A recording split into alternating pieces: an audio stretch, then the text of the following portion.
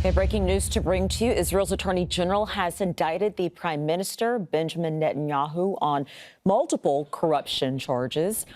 He has said that he is not guilty in any of these cases. Of course, all this is happening as Israel is in the middle of basically a political stalemate. Let's go to our Harry Fawcett, who's gathering more information on this. So, Harry, this has kind of been hanging over Benjamin Netanyahu's head for quite a while. Tell us what's happening. For years, indeed, yes, the corruption case, the investigation at least started in December 2016, and the Attorney General recommended that he be indicted in these three separate corruption cases back in February, and now finally we have the indictment. Now, this has never happened in Israel before, that a sitting Prime Minister has been charged with offences as serious as these. Most importantly, in one of the three cases, he's been charged with bribery. So let's quickly go through the cases in question. In that case, this is known as Case 4000 here in Israel. Netanyahu is alleged to have used his power as the then communications minister as well as prime minister to give regulatory benefits to a hugely important media magnate here, the owner of the main telecoms company, benefits worth up to $500 million US. And in return, Netanyahu, according to the indictment, was demanding favourable coverage in the online news website that was also owned by this man, Shaul Elovich. The Attorney General, in his initial recommendation, said that an extraordinary, frequent relationship emerged between Netanyahu, his wife Sarah, and the Eloviches. They were demanding, he said, details down to how long individual stories would stay on the website.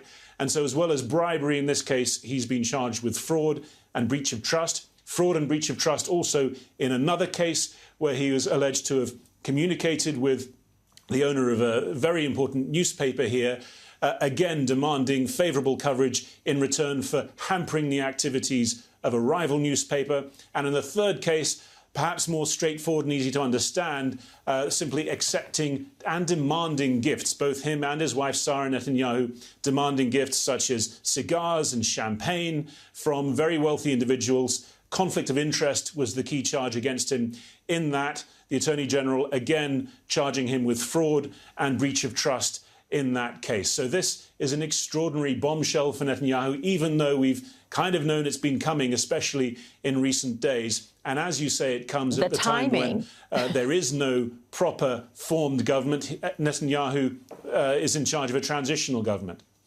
So, yeah, let's talk more about that. The backdrop of all this is that, yes, things are basically at a stalemate. Has Benjamin Netanyahu ever indicated that he would ever resign if he were ever indicted? Does he have to resign?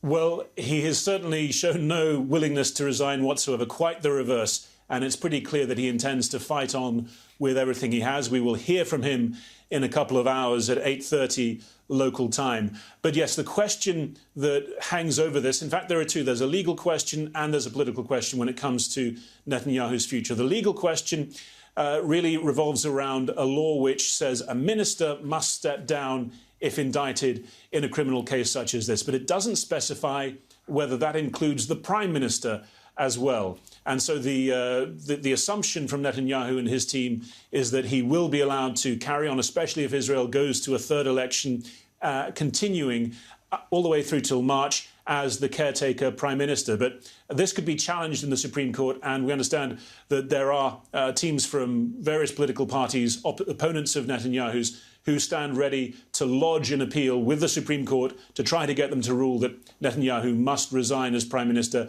while this case remains active. The other thing is the political question, whether, given the seriousness of these charges, he will be able to maintain his support, especially within his own Likud party.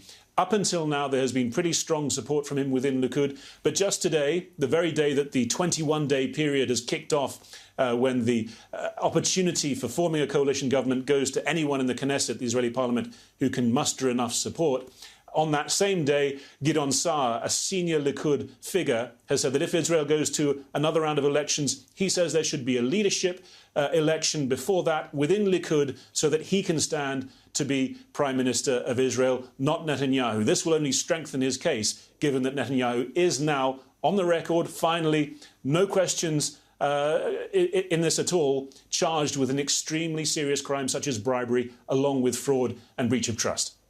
Okay, Harry Fawcett with that big breaking story. Thank you, Harry, very much.